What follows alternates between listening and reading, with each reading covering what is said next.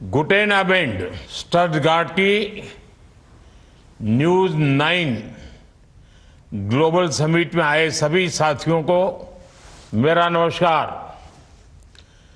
Minister विनफ्रीड, cabinet में मेरे सहयोगी ज्योतिरादित्य सिंधिया और इस समिट में शामिल हो रहे देवी और सज्जनों, इंडो जर्मन पार्टनरशिप में आज एक नया अध्याय जुड़ रहा है। भारत के टीवी 9 ने फ्राउ एफ बे, स्टुटगार्ट और बाडेन व्यूर्टेम्बर्ग के साथ जर्मनी में इस समिट आयोजित की है। मुझे खुशी है कि भारत का एक मीडिया समूह आज के इंफॉर्मेशन युग में जर्मनी और जर्मन लोगों के साथ कनेक्ट करने का प्रयास कर रहा है। इससे भारत के लोगों को भी जर्मनी और जर्मनी के लोगों को समझने का एक प्लेटफॉर्म मिलेगा। मुझे इस बात की भी खुशी है कि न्यूज 9 इंग्लिश न्यूज चैनल भी लॉन्च किया जा रहा है। साथियों, इस समिट की theme India Germany a road map for sustainable growth है और ये थीम भी दोनों ही देशों की रिस्पॉन्सिबल पार्टनरशिप की प्रतीक है। बीते 2 दिनों में आप सभी ने इकोनॉमिक इश्यूज के साथ साथ स्पोर्ट्स और एंटरटेनमेंट से जुड़े मुद्दों पर भी बहुत सकारात्मक बातचीत की है। साथियों, यूरोप जियो पॉलिटिकल रिलेशंस और ट्रेड एंड इन्वेस्टमेंट दोनों के लिहाज से भारत के लिए एक इंपॉर्टेंट स्ट्रेटेजिक रीजन है और जर्मनी हमारे मोस्ट इंपॉर्टेंट पार्टनर में से एक है। 2024 में इंडो जर्मन स्ट्रेटेजिक पार्टनरशिप के 25 साल पूरे हुए हैं और ये वर्ष इस पार्टनरशिप के लिए ऐतिहासिक है, विशेष रहा है। पिछले महीने ही चांसलर शोल्ज अपनी तीसरी भारत यात्रा पर थे। 12 वर्षों बाद दिल्ली में Asia Pacific conference of the German businesses का आयोजन हुआ। इसमें जर्मनी ने focus on India document release किया। यही नहीं, skilled labour strategy for India उसे भी रिलीज किया गया। जर्मनी द्वारा निकाली गई ये पहली कंट्री स्पेसिफिक स्ट्रेटेजी है। साथियों, भारत जर्मनी स्ट्रेटेजिक पार्टनरशिप को भले ही 25 वर्ष हुए हो, लेकिन हमारा आत्मीय रिश्ता शताब्दियों पुराना है। यूरोप की पहली संस्कृत ग्रामर, ये बुक्स को बनाने वाले शख्स एक जर्मन थे।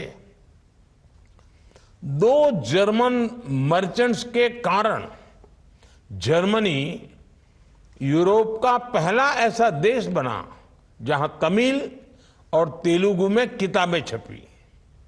आज जर्मनी में करीब 3 लाख भारतीय लोग रहते हैं।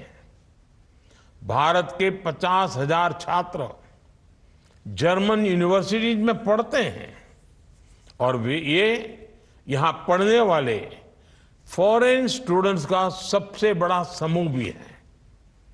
भारत जर्मनी रिश्तों का एक और पहलू भारत में नजर आता है। आज भारत में 1800 से ज्यादा जर्मन कंपनियां काम कर रही है। इन कंपनियों ने पिछले 3-4 साल में $15 बिलियन का निवेश भी किया है। दोनों देशों के बीच आज करीब $34 बिलियन का बायलेटरल ट्रेड होता है। मुझे विश्वास है आने वाले सालों में ये ट्रेड और भी ज्यादा बढ़ेगा। मैं ऐसा इसलिए कह रहा हूं क्योंकि बीते कुछ सालों में भारत और जर्मनी की आपसी पार्टनरशिप लगातार सशक्त हुई है। साथियों, आज भारत दुनिया की फास्टेस्ट ग्रोइंग लार्ज इकोनॉमी है। दुनिया का हर देश विकास के लिए भारत के साथ साझेदारी करना चाहता है। जर्मनी का फोकस ऑन इंडिया डॉक्यूमेंट भी इसका बहुत बड़ा उदाहरण है। इस डॉक्यूमेंट से पता चलता है कि कैसे आज पूरी दुनिया भारत की स्ट्रैटेजिक इंपॉर्टेंस को एक्नॉलेज कर रही है। दुनिया की सोच में आए इस परिवर्तन के पीछे भारत में पिछले 10 साल से चल रहे रिफॉर्म, परफॉर्म, ट्रांसफॉर्म के मंत्र की बड़ी भूमिका रही है। भारत ने हर क्षेत्र, हर सेक्टर में नई पॉलिसीज बनाई। 21वीं सदी में तेज ग्रोथ के लिए खुद को तैयार किया। हमने रेड टेप खत्म करके ईज ऑफ डूइंग बिजनेस में सुधार किया।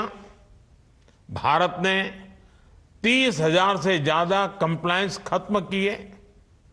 भारत ने बैंकों को मजबूत किया ताकि विकास के लिए टाइमली और एफोर्डेबल कैपिटल मिल जाए।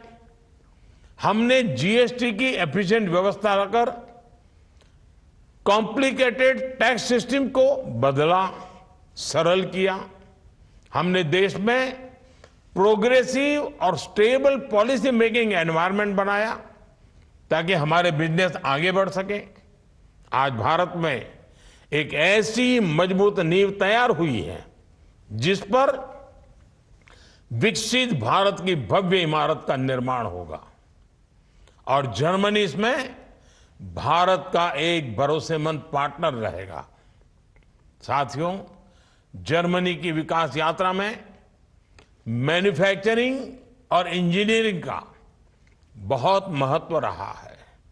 भारत भी आज दुनिया का बड़ा मैन्युफैक्चरिंग हब बनने की तरफ आगे बढ़ रहा है। मेक इन इंडिया से जुड़ने वाले मैन्युफैक्चरर्स को भारत आज प्रोडक्शन लिंक इंसेंटिव देता है और मुझे आपको ये बताते हुए खुशी है कि हमारे मैन्युफैक्चरिंग लैंडस्केप में एक बहुत बड़ा परिवर्तन हुआ है।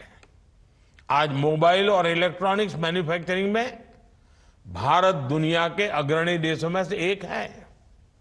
आज भारत दुनिया का सबसे बड़ा टू व्हीलर मैन्युफैक्चरर है। दूसरा सबसे बड़ा स्टील एंड सीमेंट मैन्युफैक्चरर है और चौथा सबसे बड़ा 4 व्हीलर मैन्युफैक्चरर है। भारत की सेमीकंडक्टर इंडस्ट्री भी बहुत जल्द दुनिया में अपना परचम लहराने वाली है। ये इसलिए हुआ क्योंकि बीते कुछ सालों में हमारी सरकार ने infrastructure improvement, logistic cost reduction, ease of doing business और स्टेबल गवर्नेंस के लिए लगातार पॉलिसीज बनाई हैं, नए निर्णय लिए हैं।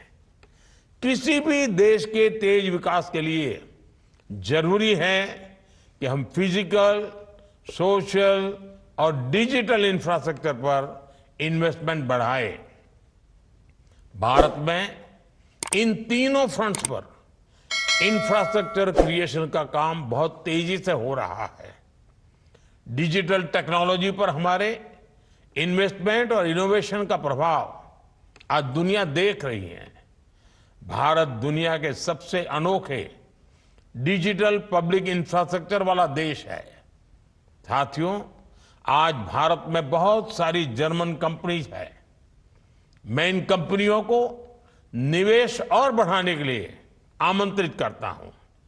बहुत सारी जर्मन कंपनियां ऐसी हैं जिन्होंने अब तक भारत में अपना बेस नहीं बनाया है, मैं उन्हें भी भारत आने का आमंत्रण देता हूं। और जैसा कि मैंने दिल्ली की Asia Pacific conference of German companies में भी कहा था, भारत की प्रगति के साथ जुड़ने का यही समय है, सही समय है। इंडिया का डायनेमिज्म जर्मनी के प्रिसिशन से मिले, जर्मनी की इंजीनियरिंग इंडिया की इनोवेशन से जुड़े, ये हम सभी का प्रयास होना चाहिए। दुनिया की एक एंशिएंट सिविलाइजेशन के रूप में हमने हमेशा से विश्व भर से आए लोगों का स्वागत किया है, उन्हें अपने देश का हिस्सा बनाया है। मैं आपको दुनिया के समृद्ध भविष्य के निर्माण में सहयोगी बनने के लिए आमंत्रित करता हूं। Thank you. दानके। संसद टीवी के और भी प्रोग्राम्स देखने के लिए सब्सक्राइब करें हमारा YouTube चैनल और हां, इन्हें लाइक और शेयर करना ना भूलें।